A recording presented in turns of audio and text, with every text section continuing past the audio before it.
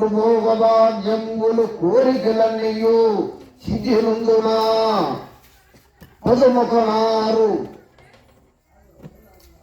పదులొకమారు నమ్మయముగా భావతరముగా చదివి పూజలో వదలక చేసుకున్న గుణవంతునికిచ్చుట విశ్వమంతయు అని వివరించి ఉన్నారు స్వామివారు. కుదురుగా ఉంటూ కాలజ్ఞానం చదివిన వారికి విన్న వారికి అన్ని సుఖములు సౌఖ్యములు సంపదలు అష్టసిద్ధులు భోగభాగ్యములు కలిగి కోరికలన్నీ నెరవేరుతాయట. 11 సార్లు స్వామివారి కాలజ్ఞానాన్ని శ్రద్ధగా విన్నవారికి శ్రద్ధగా చదివిన వారికి పూజలు వదలకుండా చేసుకునే గుణవంతుడికి అట్టి గుణవంతునికి విశ్వమంతా ఇచ్చేస్తానని స్వామివారు వివరించి ఉన్నారు. 14 పవనభాండములు నాచే నిర్మింపబడ్డాయి.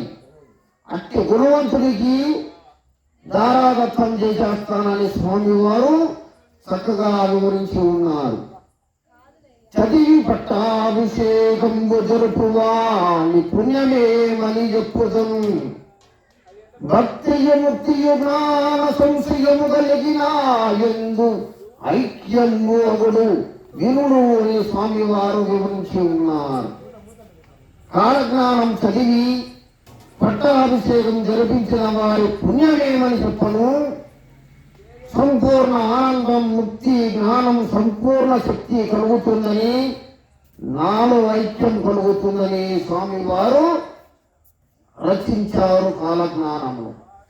ఈ వాక్యానుసారముగా బనగానపల్లి గరిమిరెడ్డి అచ్చమ్మ గారు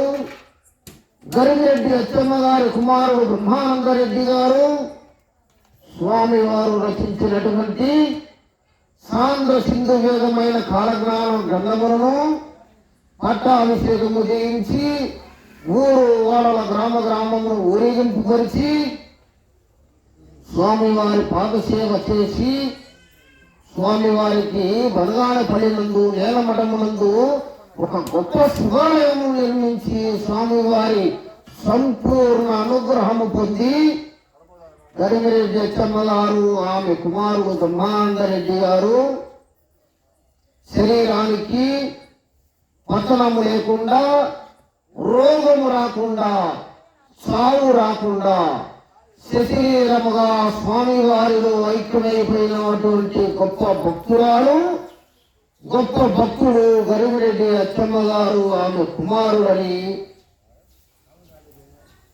ఇది యథార్థమైన విషయముగా అందరూ గ్రహించాలని వివరిస్తూ ఉన్నాం. అదేవిధంగా గరిమిరెడ్డి అచ్చమ్మ గారు ఆవుల ముందు అనివారిపోతుందని ఆమె వంశం నిర్వంశం అయిపోతుందని కూడా స్వామివారు కాలజ్ఞానం నందు లిఖించి ఉన్నారు. జగద్గురు వీరబ్రహ్మేంద్ర స్వాములు వారి భక్తులందరికీ విన్నపం. అవతార పురుషులైన స్వామివారు స్త్రీ ప్రాముఖ్యత ఔన్నత్యం ప్రజలందరికీ తెలియజేయట కొరకు తన కూతురైనటువంటి వీరనారాయణమ్మ గారి వంశీకులే వంశపార్యపర్యముగా మఠాధిపత్యమును వహించగలరని ఆశీర్వదించారు స్వామివారు. అదేవిధంగా జగద్గురు వీరబ్రహ్మేంద్ర స్వాములు వారు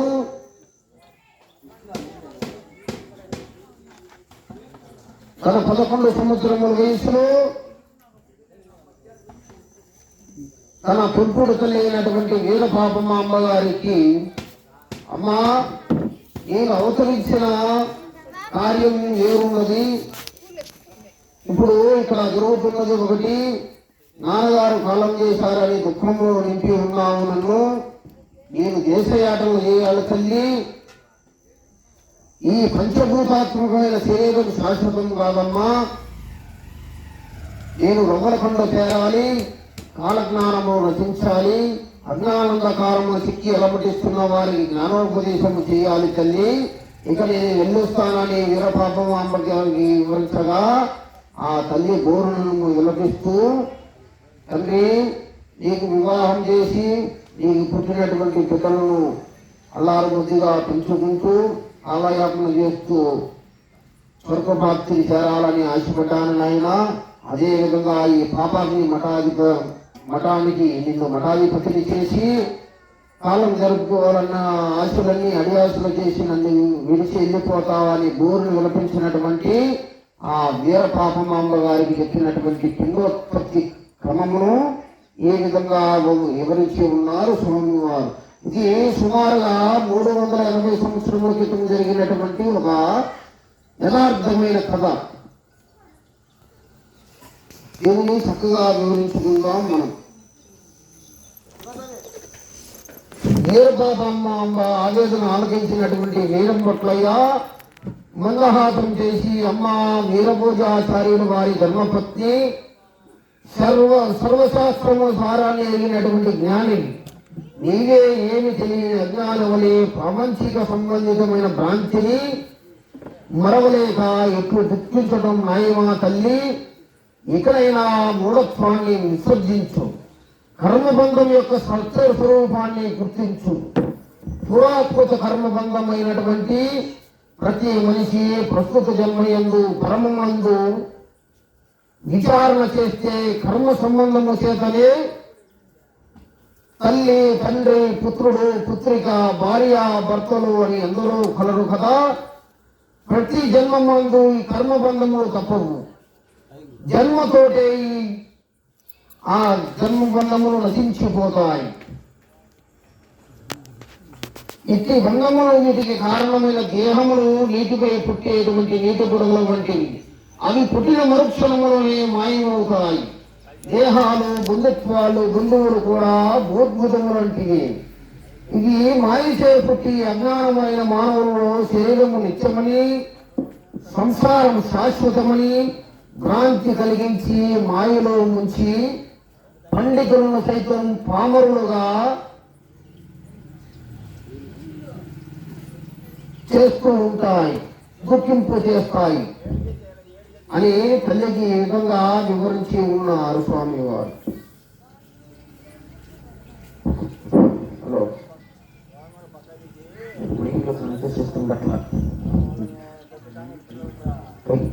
చెప్పాను బయట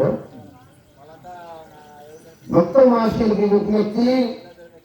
వీరబాబామ్మ గారికి చెప్పినటువంటి పిండోత్పత్తి క్రమమును చక్కగా శ్రద్ధగా ఆలకించి వినడం వల్ల మనమందరం భావి పౌరులకు మన తర్వాత తరమైనటువంటి బిడ్డలకు చక్కటి సూచనలు, చక్కటి మార్గాన్ని సూచించేటువంటి జ్ఞానాన్ని ఈ కథ ద్వారా మనం సంపాదించుకోవచ్చు. ప్రియ భక్తులందరూ శ్రద్ధగా ఆలకించవలసిందిగా మనని. ఈ పద్యమును స్వామివారు ఈ కథను ఒక శ్లోకం ద్వారా వివరించి ఉన్నారు. ఫస్ట్ ఒక పద్యం చెప్పుకుందాం, తర్వాత దాని అర్థం చెప్పుకుందాం. అన్నాజ్ఞేతో జాయతే మేధాన్ మాంసః, మాంసాద్రక్తః రక్తాద్రేతః, రేతసో మోహః, సుఖశోణితా వర్తతే గర్భః, శ్రీరేతోతిరిక్తాత్ శ్రియోర్భవతి, పురుషరేతోతిరిక్తాత్ పురుషోర్భవతి, ఉభయోర్బీజతుల్యాం అపుంసకో భవతి, వ్యాకులిత మనసాం గుంజా పూజ్యాది వామనాది రూపం భవతి, ఏకరాత్రేణ స్ఖలితం భవతి, పంచరాత్రేణ భూద్భుతం భవతి, మాసేన శిరసాం మాసద్వయేన కరపాదాద్వయాం, షష్ఠి అగ్రయా స్కందశూంచి సప్తమాసే జీవోర్భవతి, నవమాష్టమయోర్జన్మాంతరస్మృతిర్భవతి, యది ఏనాం ప్రమచ్యేతం ప్రమజ్యే మహేశ్వరం, ప్రమజ్యేతే యోగం సాంఖ్యం సమాశ్రయే, నానాయోని సహస్రజాతాని వివిధాని చ, భక్తాంచ వివిధాహారం పితాచ్చ వివిధాస్మశ, ఏక దుఃఖం సమావిష్టం వైష్ణవీ మాయా విశాఖి భూమౌ పతతి అంటూ స్వామివారు చక్కగా వివరించారు ఈ పద్యము. దీనికి అర్థం చక్కగా వివరిస్తాము, చక్కగా ఆలోచించవలసిందిగా మనం